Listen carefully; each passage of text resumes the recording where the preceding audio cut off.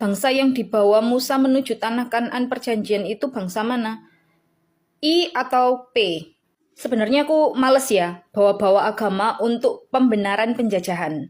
Tapi oke, aku bahas berdasarkan perjanjian yang kamu sebut.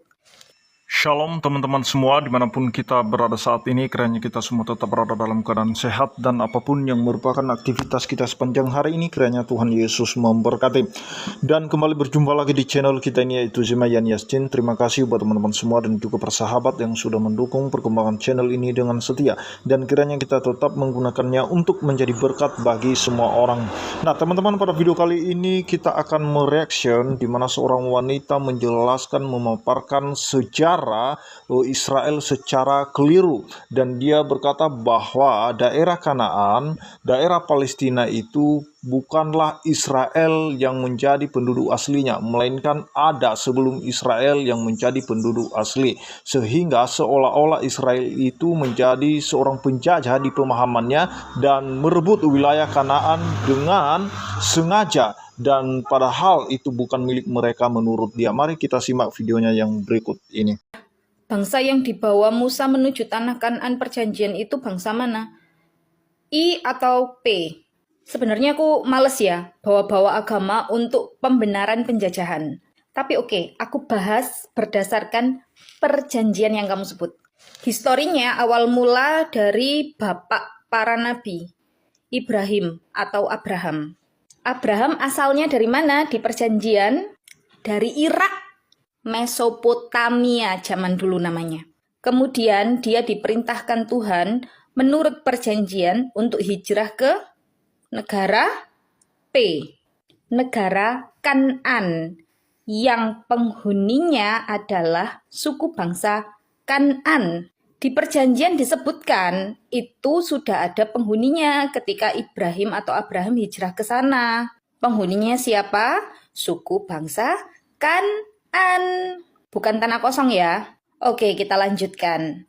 Abraham dari istri pertamanya, Sarah, punya anak namanya Ishak atau Isaac. Sementara dari istri kedua punya anak namanya Ishmael.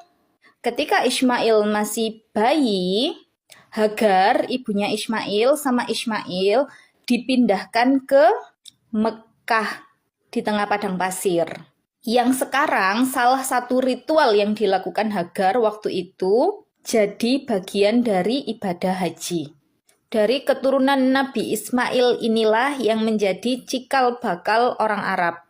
Karena ketika air Zam-Zam ditemukan waktu Nabi Ismail masih bayi, kabilah-kabilah atau suku-suku setempat, suku-suku di padang pasir akhirnya bermukim juga di Mekah.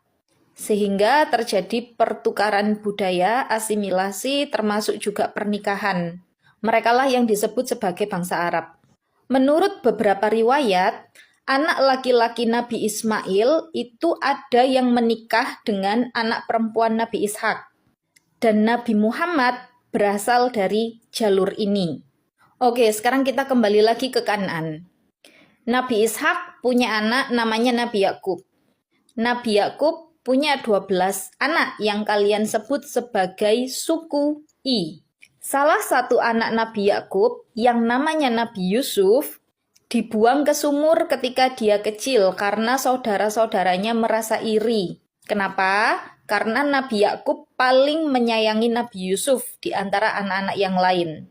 Nabi Yusuf kemudian ditemukan oleh orang di sumur dan akhirnya dijual sebagai budak di Mesir.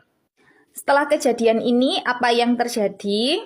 Panjang sejarahnya sampai kemudian Nabi Yusuf jadi pejabat di Mesir karena bisa menafsirkan mimpi raja.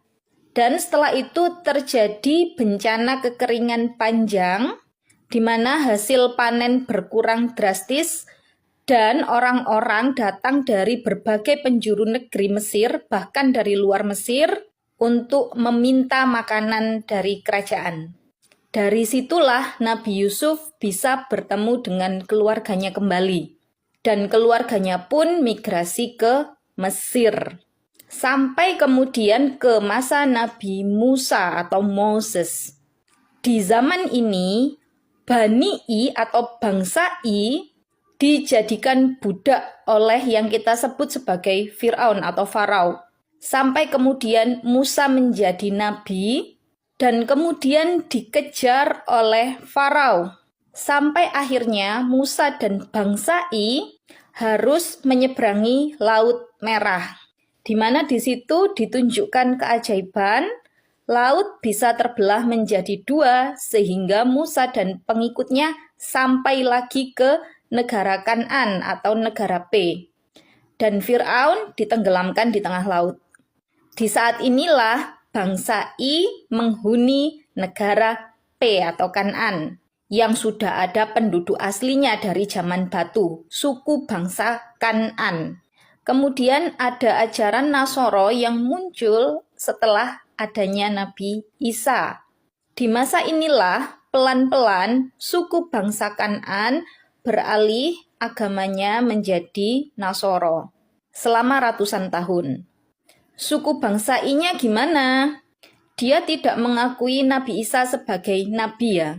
Perbedaan ideologinya di situ. Sehingga suku bangsa I tetap dengan keyakinan dari agamanya terdahulu.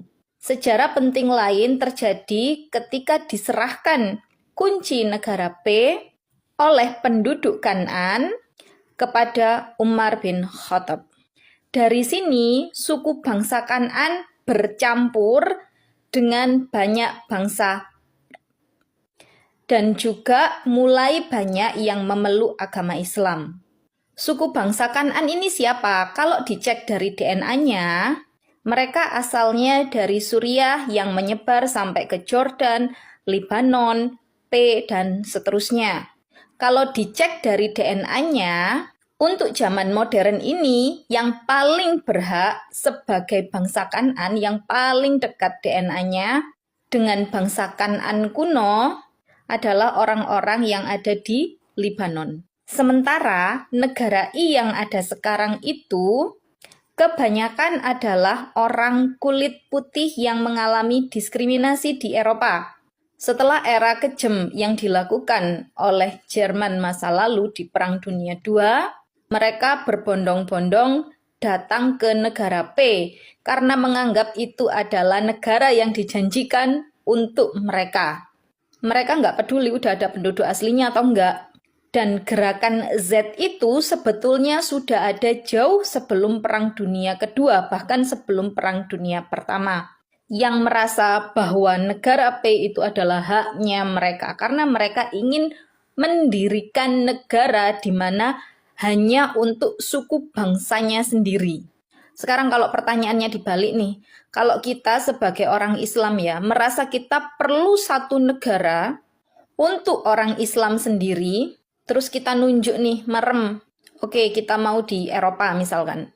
Di Spanyol misalkan ya, Andalus yang dulu sempat jadi pusat peradaban Islam. Terus kita bilang sama orang-orang Spanyol sekarang, kami berhak atas tanah ini karena dulu nenek moyang kami ada di sini dan kalian usir. Kira-kira wong Spanyol yang ngamuk enggak? Dan apakah kita enggak dihujat saat dunia? Pikiran sih Mbak Yu. Semoga membantu. Itu dia videonya teman-teman, kita sudah mendengarkan apa yang telah disampaikan oleh wanita itu. Dia menjelaskan, memaparkan sejarah secara keliru dan tidak mengerti dalil-dalil yang ada dalam Alkitab. Dia hanya meratakan semua apa yang dia pikirkan dan tidak memikirkan bahwa tanah Kanaan itu merupakan milik bangsa Israel yang pertama kali dijanjikan kepada Abraham ketika dia dipanggil oleh Allah keluar dari negerinya menuju tanah Kanaan yang dijanjikan Allah kepadanya. Dan kalau kita melihat di dalam Kejadian 12 ya, di mana di sana Allah berfirman kepada Abraham, Abraham berjalan melalui negeri itu sampai ke suatu tempat dekat Sihem, yakni pohon terbantin di More. Waktu itu orang Kanaan diam di negeri itu. Ketika itu Tuhan menampakkan diri kepada Abraham dan berfirman, Aku akan memberikan negeri ini kepada keturunanmu. Maka didirikannya di situ mezbah bagi Tuhan yang telah menampakkan diri kepadanya. Yang perlu kita perhatikan di sini bahwa Tuhan memberikan negeri itu, bukan menumpang di negeri itu, melainkan diberikanlah kepada Abraham negeri itu dan kepada keturunannya. Dan kita tahu bahwa Kanaan itu merupakan anak daripada Ham yang merupakan cucu dari Nabi Nuh. Dan setelah lahir Yakub yang merupakan cucu Abraham, anak dari Ishak, dan kemudian Yakub melahirkan 12 anak, dan Yusuf yang merupakan anak kesayangan seperti yang dia katakan tadi dijual oleh saudaranya sampai ke tanah Mesir, dan sehingga Israel sampai ke Mesir di sana dan beranak cucu mereka di sana, dan semakin banyak sehingga ada penindasan bangsa Israel yang dilakukan oleh Raja Firaun pada saat itu, sehingga diutus Nabi Musa untuk membawa keluar bangsa itu dari tanah perbudakan. Kembali kemana? Kembali ke tanah perjanjian itu yang sudah dijanjikan oleh Allah kepada bangsa Israel, kepada nenek moyang mereka yaitu Abraham tadi.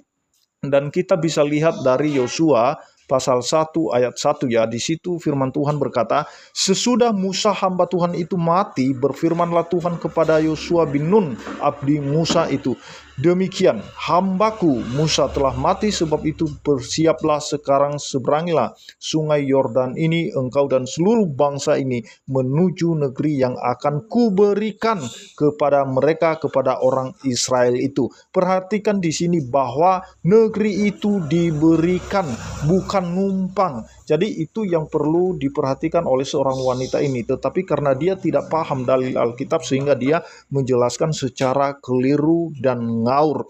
Dan kita lihat bahwa Umar bin Khattab itu di tahun 637 Masehi barulah dia menduduki wilayah itu. Sebelumnya tidak ada yang namanya agama Muslim atau orang-orang Arab yang ada di sana. Itu yang dijelaskan oleh wanita itu ngaur dan tidak jelas sejarahnya.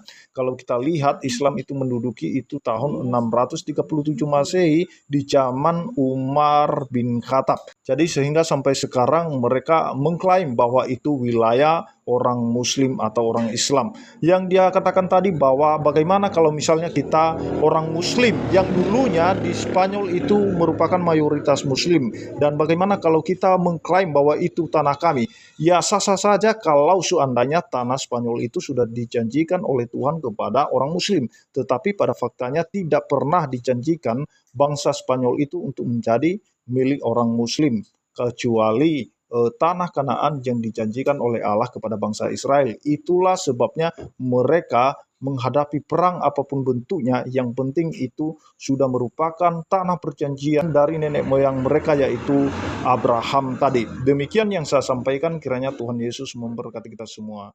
Shalom.